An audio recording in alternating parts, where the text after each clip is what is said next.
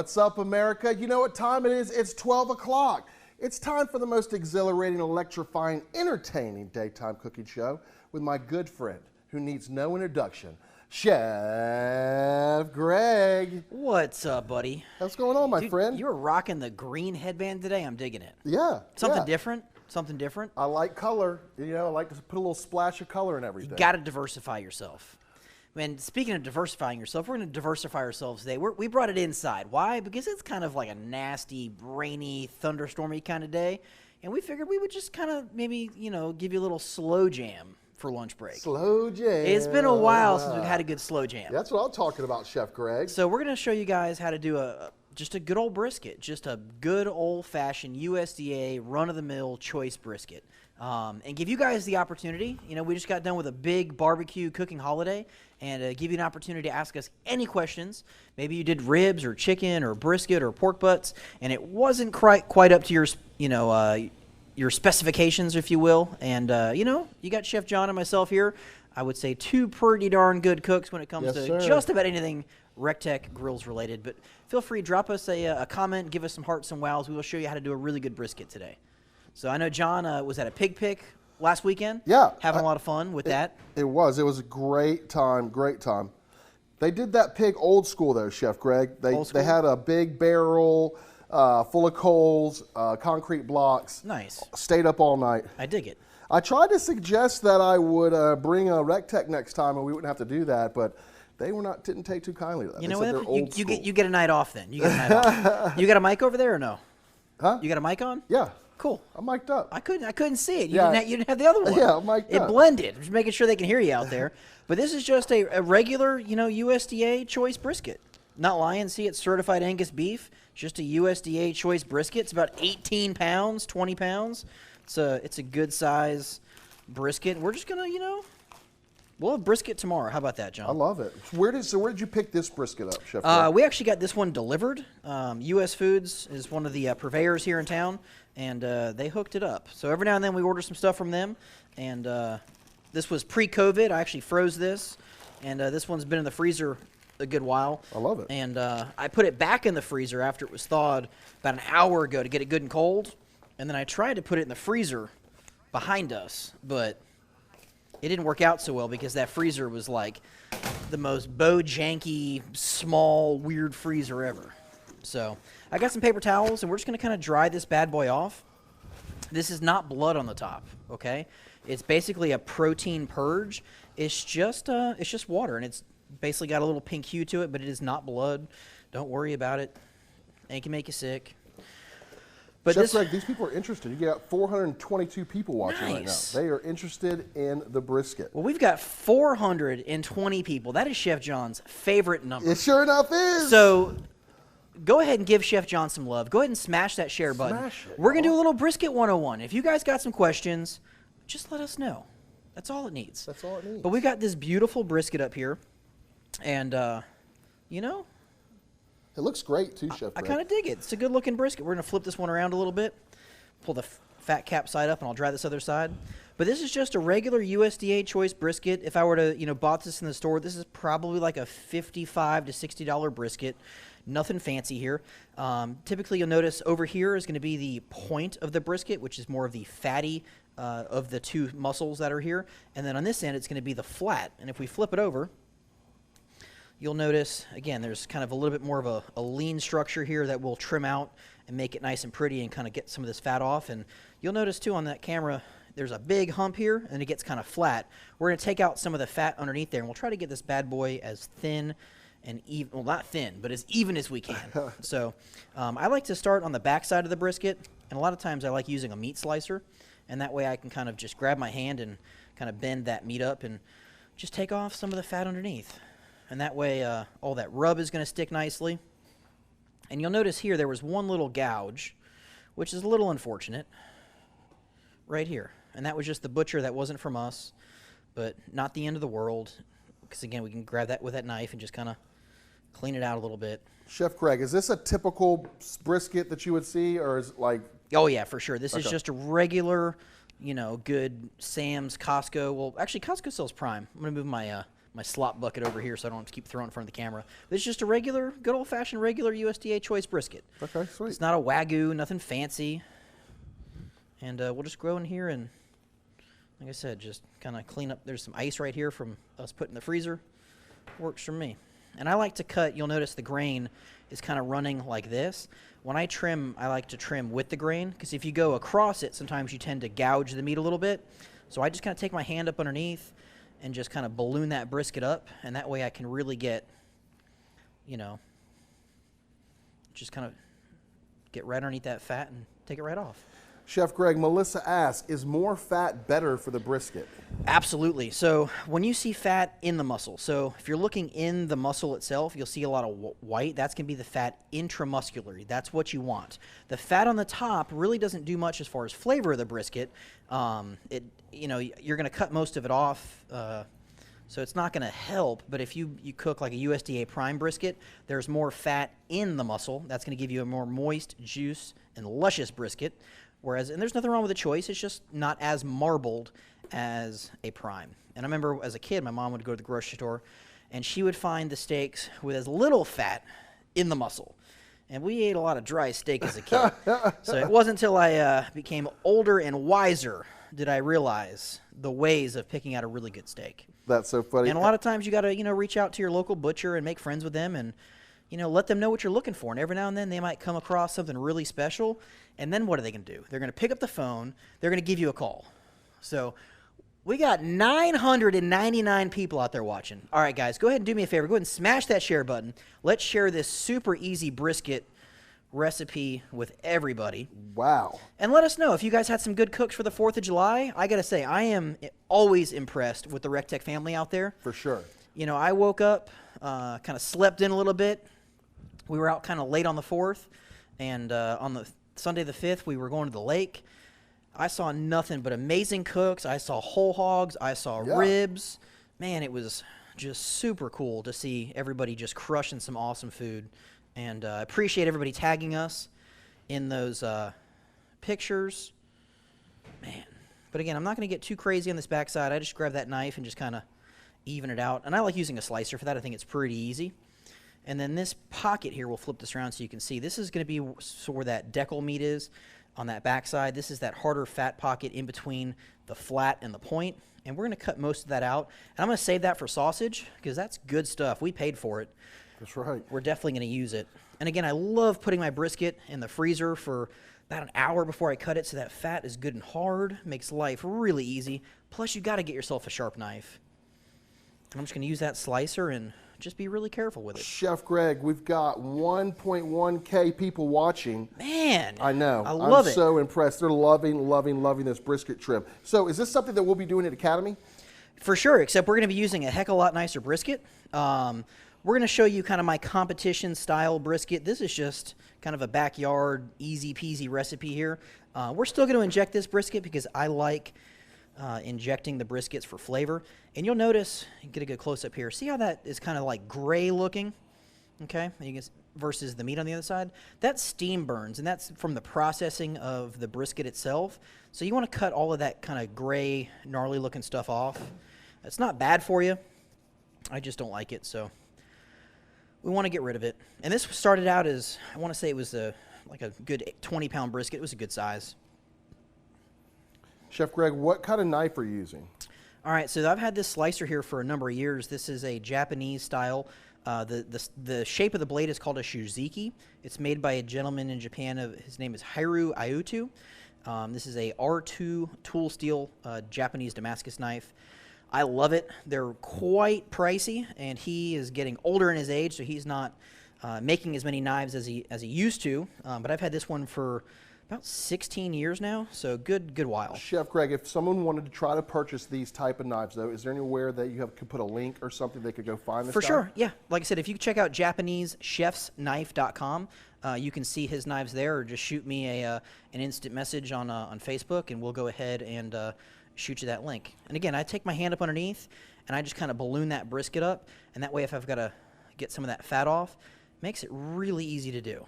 Chef Greg, I want to tell everybody that's out there right now, all 1,300 of these people, they are making lunch break history right now. I love it. I just need them to smash that share button. The only way we could keep bringing you awesome content like this for our bosses to know, and the only way for them to know is for you to smash that share button. So help us help y'all keep bringing y'all awesome content. So again, this side here is going to be that flat, that leaner meat. We'll address that here shortly. But I'm going to take off some of this fat over the point because it's not going to render out. You'll see how thick this fat is, especially if we get a close-up there. You can see how thick that fat is. We're going to cut most of that off. And again, that's great for sausage.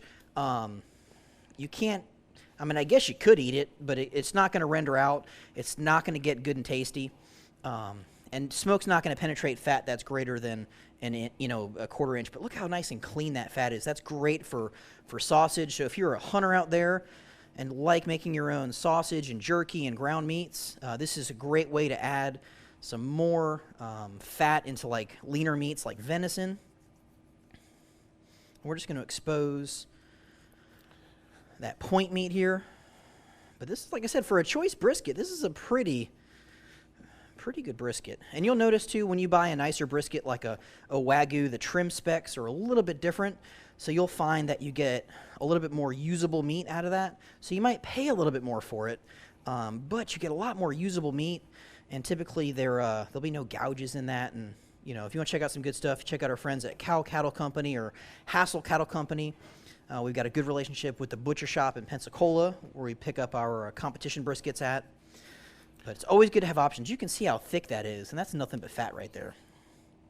Chef Greg, so Carlos asks, so minus the injection, what do you recommend for keeping the flat moist?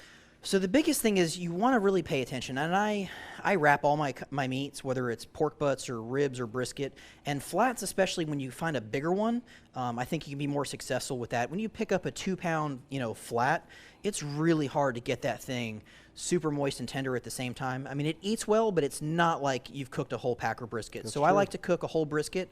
I think the having a little bit larger mass help insulates that cook, and you'll get a little bit more of a consistent cook out of it as well. But for me, I wrap it when it looks good. So it might be 165 degrees, 150 degrees. Whenever it looks good, I'll wrap it. And then, after that, I'll just cook it till it's probe tender. And again, that flat might be done around that 203 or 205. But I tend to poke it with a toothpick, and that way I know when it's good and tender. I love it. And there's tons of fat under this this point here. So we're just going to cut off the majority of the fat on that point meat. Chef Greg, Bobby asks, is there any truth to the rumor that the lady or right brisket is better due to the cow laying? You know what? I've definitely heard rumors about that. And for those of you that don't know, the brisket is the pectoral muscle of the cow. So when the cow stands up, it has to put its leg, and that's that muscle that pushes it up. And some folks say that the brisket that the cow lays on is more tender than the one that it stands up with. Some folks will grab a cryovac and they do the bend test, and they'll bend it and they'll say, okay, that's going to be a good tender brisket. For me, I tend to buy similar packer style briskets, same packer to it. So again, you have a little bit more consistency there. But sometimes with brisket, you get a really good one. And sometimes it's just, not awesome.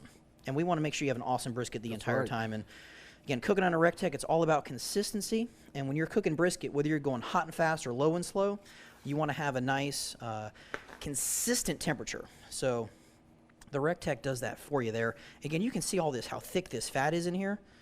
And this isn't going to render out, so we're going to cut off kind of I won't say majority of it, because this is a choice brisket, so I want to leave some fat there. But you can look and see this whole area here is kind of fat, so we're just going to grab that knife and... Chef Greg, Adam asked, do you freeze the fat till you make sausage, or how do you store it? Absolutely, yeah. I'll vacuum seal it and freeze it. And I'll go through here, and what I'll do is, when I'm done, I'll take the strips, and I'll cut them so they fit in the meat grinder nice. I won't leave a piece like that. I'll just cut it into a strip, and that way it's good to grind.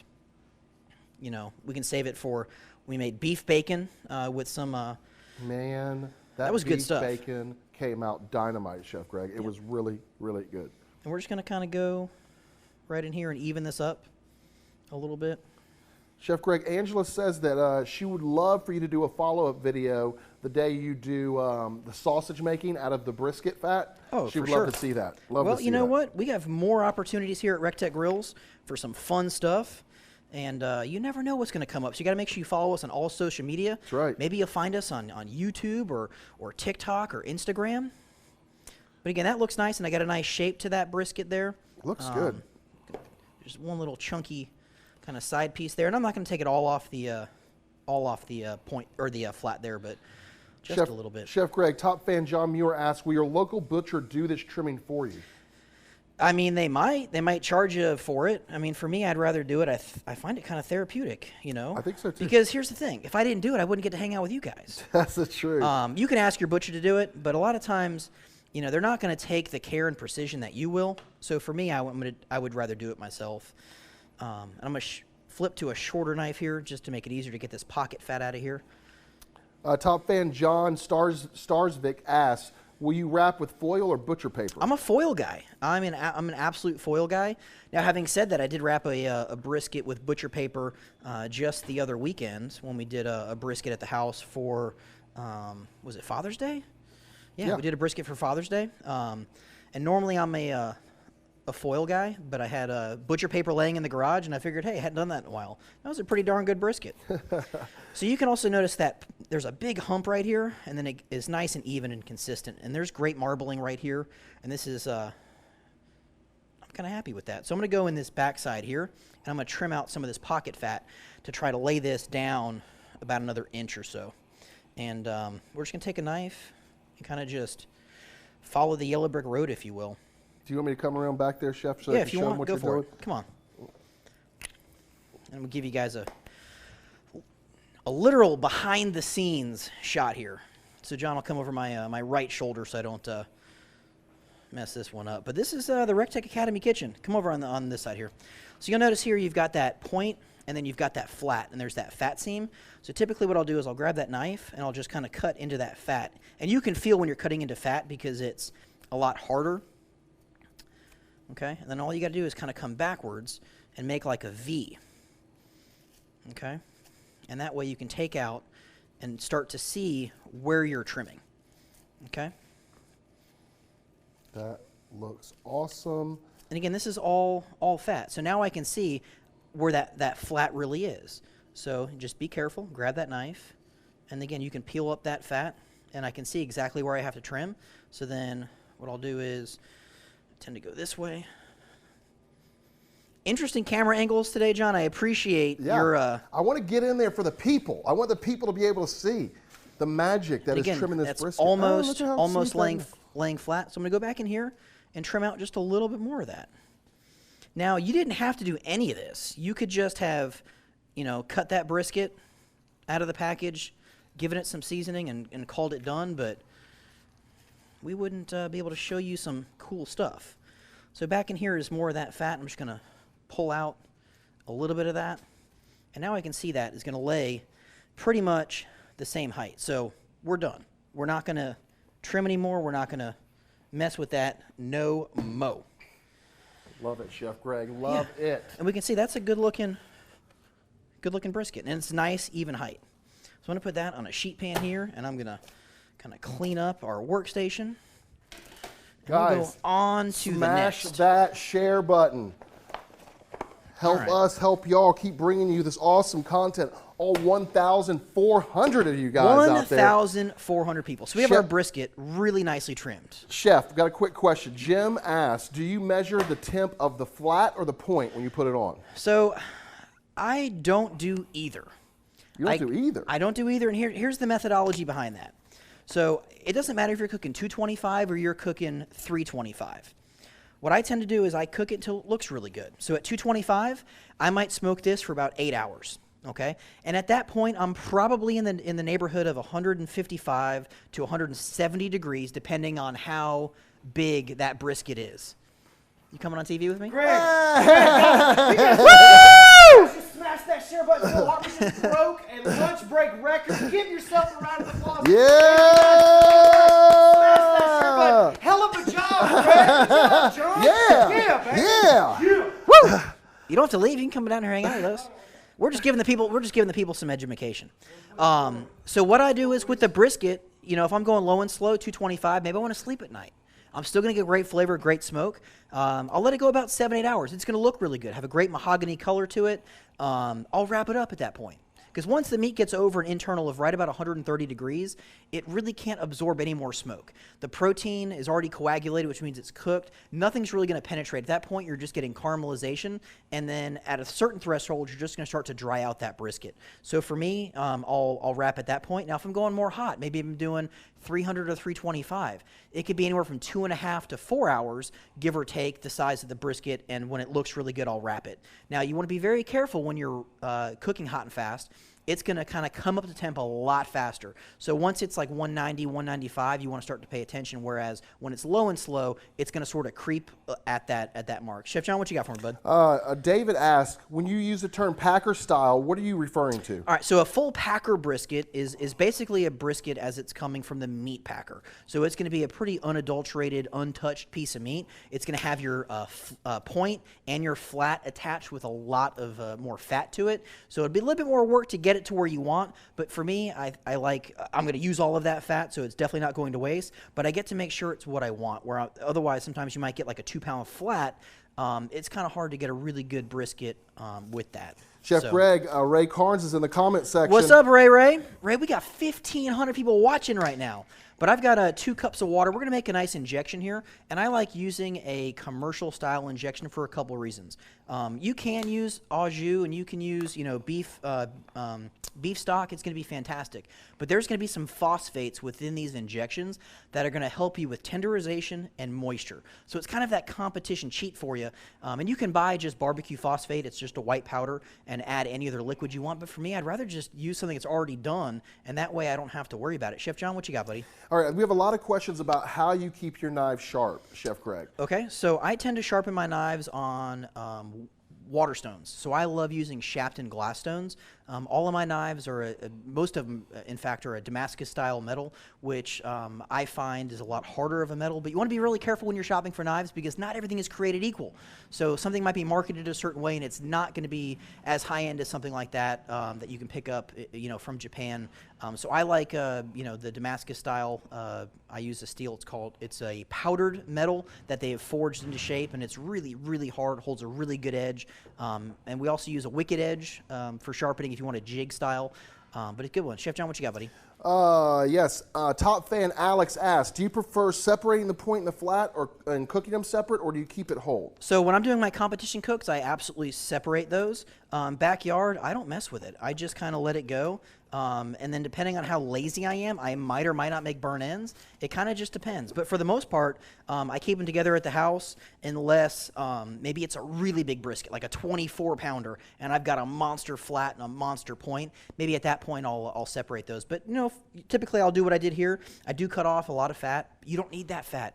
Okay, the recteq is going to provide enough moisture, give you a great environment to cook that piece of brisket. You don't need all of that. Again, I just tend to cut it off, and I'll save it for sausage and stuff. But I've taken some of our Butcher's barbecue injection. This is the prime injection and the prime dust.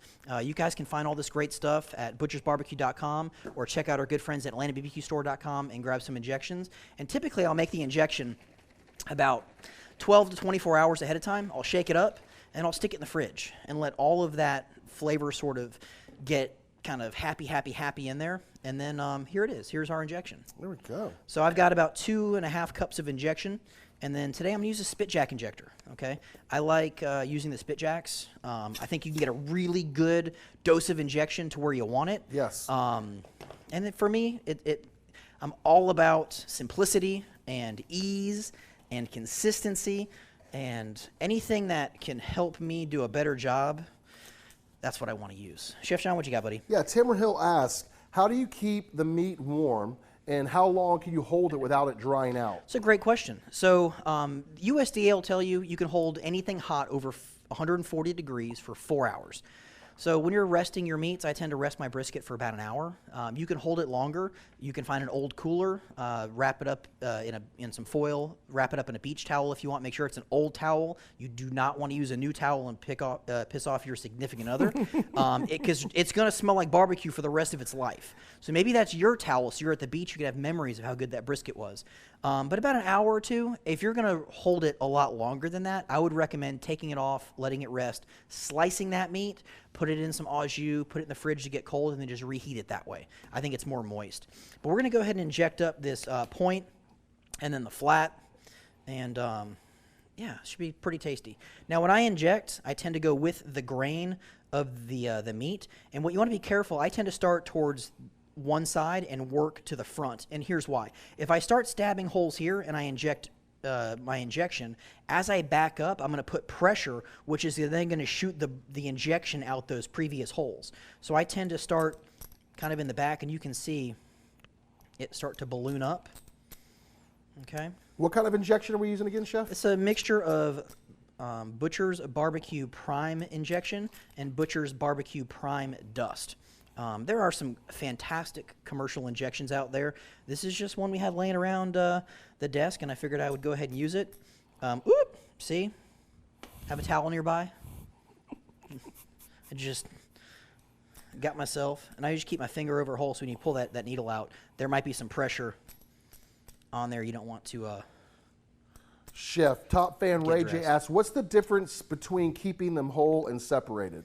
All right, so you noticed maybe about 10 minutes ago we had that knife and we were kind of trimming out that fat underneath the point on top of the flat.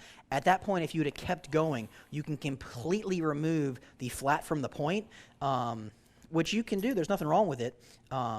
It's just, you know, it'll obviously make that cook a lot faster. But for me, you know, for something like this, I just keep them together. It's easier. If you know you're just making burn ends one day, you can always just go ahead and separate it. That way you can make some burn ends. So we've put in about 3/4 of a cup of injection into that point. And if any leaks out, no big deal. Whoop, we had a squirter.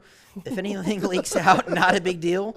I'm glad they didn't come back and hit me in the face there, you know. If anything comes out, that's going to be our binder. So we got about 3/4 of a cup of injection into that. God, that's such a good looking flat for a choice, man. It really does look great. So again, the same thing. We're going to go ahead and load up our injector, and I'm actually going to flip this around because I think that's a better Chef shot. Greg, could buddy. you use au jus and beef stock as your injection? You sure could. The only thing you want to keep in mind with that, since it's not a commercial injection, there's no phosphates in there. And barbecue phosphates are really important because that's going to help aid in tenderization and moisture retention. A phosphate, what that's going to do is as this cooks, it's going to bind onto the moisture with the protein. So it's going to tend to hold on to a lot more of that moisture and more importantly, flavor than just using beef stock.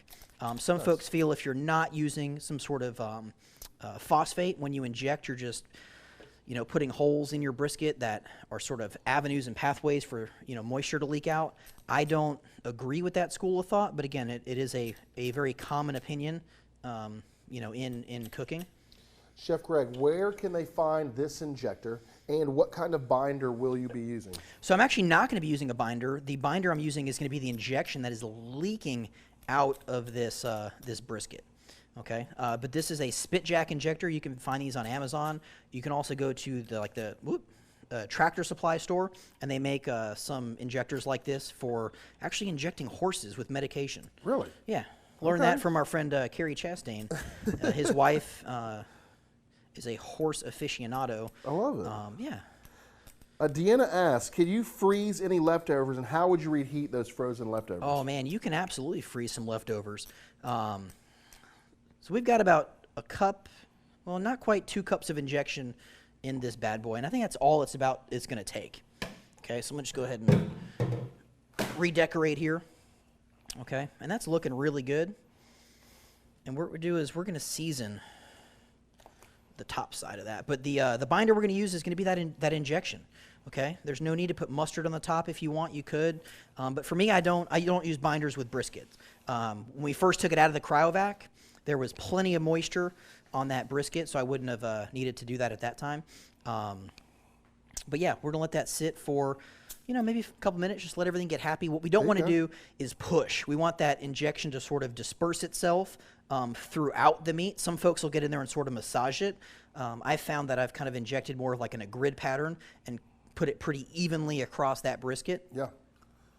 So we usually cryovac this stuff, though, after we've cooked it and we have leftovers. Yeah, we'll vacuum seal it. Yeah, with a and little any bit sort of juice. liquid that comes out of it, what we'll do is we tend to keep it. And what we'll do is we will, if you have like a food saver machine, which is a pump-driven vacuum machine, you can freeze that liquid in ice cube trays, and that way when you vacuum seal it, it'll sort of melt and baste your meat. Or if you're using a chamber vac like we have here, you can put the liquid in there and it's no problem. Chef John, what you got, buddy? Rob Martinez asked, do you use a water pan in the recteq to keep it from drying out low and slow? No, you don't need it. There's about 10% humidity in those pellets. The recteq is going to give you a perfect, consistent environment for that brisket. Honestly, water pan is just occupying real estate for more food. There you go. So skip the water pan, add another brisket, call it done. But John, getting here close, let's go ahead and show them some different seasonings, and this is kind of that first important layer of flavor.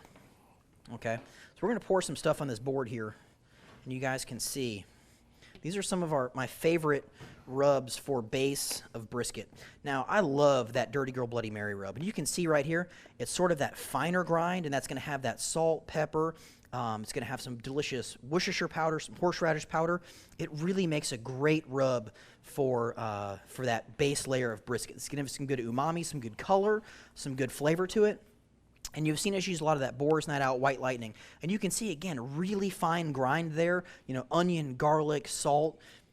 There is some MSG in that product as well, which I don't mind, but some folks don't like it. So if you've got our rubs at your house, I love that Dirty Girl Bloody Mary rub as a base coat. And we're just going to go ahead and kind of do a little sprinkle of that on the top. Love it. Okay. And then, we're cooking a brisket, so we got to put that Boar's Night Out on the top. Oh, yeah, that stuff is delicious. It is literally amazing. So we're just going to go ahead and season the top. Okay. And that binder is going to start to hydrate all of those delicious seasonings. And what you don't want to do is you don't want to forget to season all sides of that brisket. That's right. Okay, so go ahead and get you a glove and turn it up, literally. Okay, and you can notice one thing that I've done with this brisket is it's got a nice dome to it, a nice arc. So we're not going to have any puddles of liquid or juice. It's going to be really even and consistent. Okay, and then you can notice almost all of that rub has started to hydrate, which is fantastic. It tells me we're ready for our next layer of love. That's right. Next And layer of love, Chef Greg. If you want to know about, next layer of love, make sure you check out Chef John every Thursday for the Late Late Show. I love it.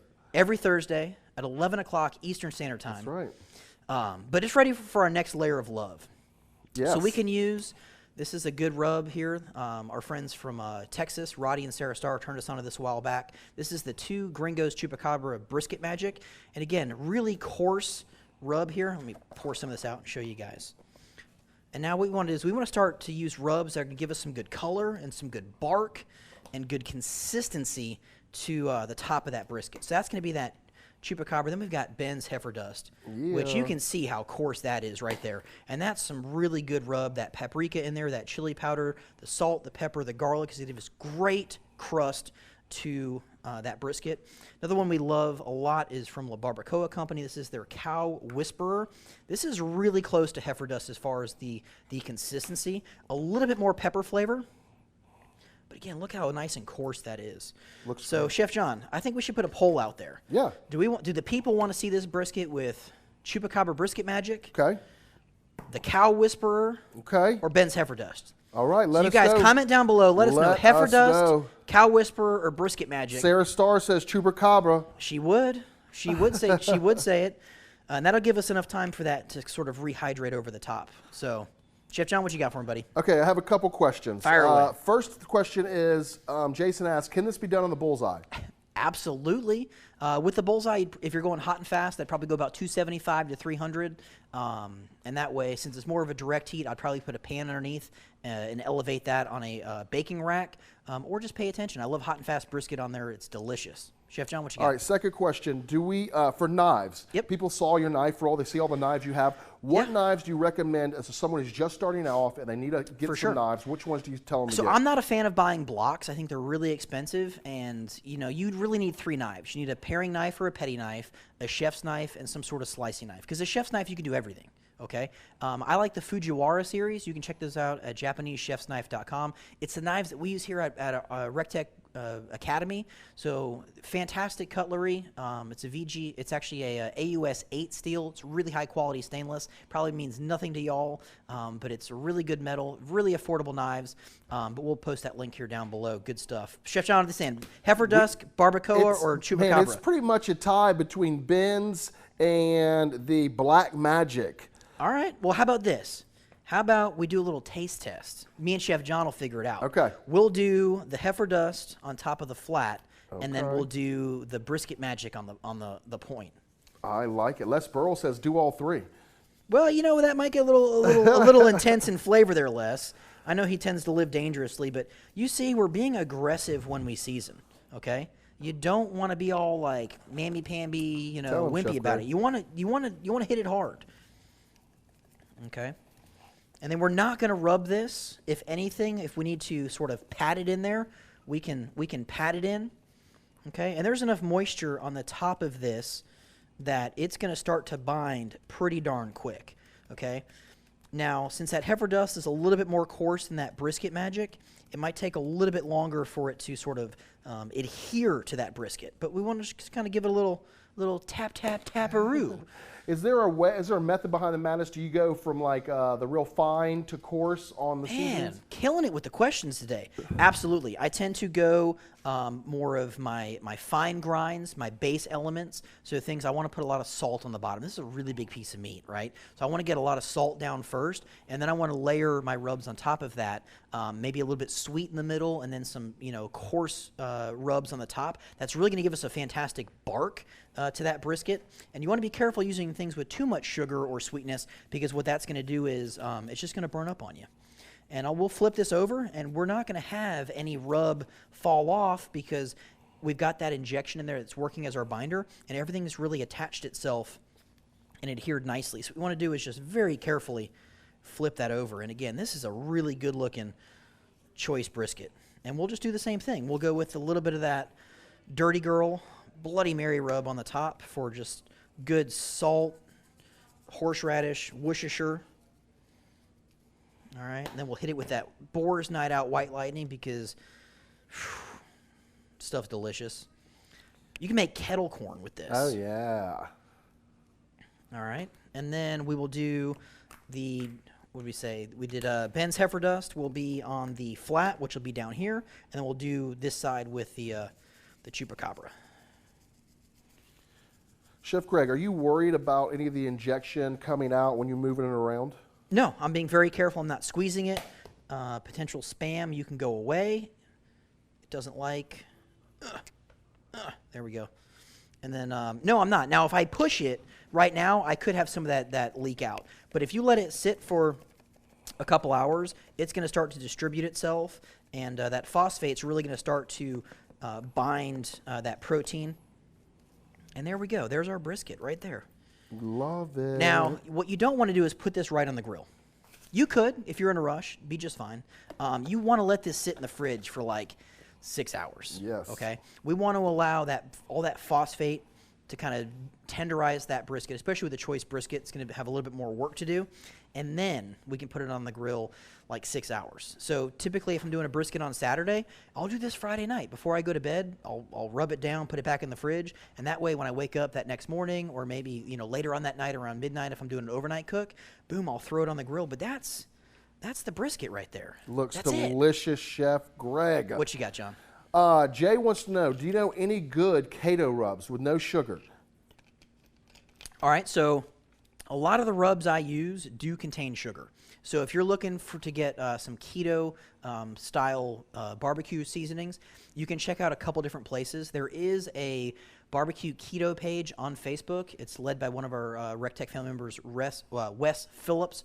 Runs a really good page with a lot of good keto barbecue recipes. You can also check out Tacticalories. They're on Facebook as well. They have some really good rubs. They have a couple keto-friendly recipes, or just make your own rubs. You can do that as well. You know, and the base for a really good rub, it's pretty simple: salt, pepper. Maybe you got some, chili powder, some paprika. Some onion, some garlic. And here's the secret for a really good rub. We've been using a lot of this right here. Okay, and Tell them about it, Chef This Greg. is nothing but, God, I could smell this. So we take some kosher salt. We put a 3-pound box on top of a sheet pan. We set an RT700 on low. We let it smoke for hours. Maybe every hour or two, we kind of stirred the salt with our hands. We let this go all day while we were here at work. Yeah. And the smell coming off of this salt, you've got some delicious smoked salt, and it doesn't take a lot. You'd be surprised. Maybe you're not smoking something on the recteq, but you want to give it some nice salty, smoky flavor. Go ahead and smoke some kosher salt while you're doing a low and slow cook, and you can make everything have that perfect, level of smoke. Sometimes doing seared scallops, they cook so fast. A little sprinkle of smoked salt on the top after they're cooked kind of just melts in. It's amazing. So just grab you some salt and just smoke it. Why not? Okay, a couple more questions, Chef Greg. So you could wrap this and put it in the fridge before you put it on the grill? Would you suggest that? Yeah, I wouldn't wrap it. If anything, I would take some plastic wrap and just loosely cover it and just put it back in the fridge. What we're going to do is we're going to let this sit in the fridge. We're actually not going to cook this till tomorrow. So if you want to see this brisket go on, just go ahead and follow us on all social media. You never know where we're going to post updates. It could be stories on Instagram or Facebook. Maybe it's a TikTok.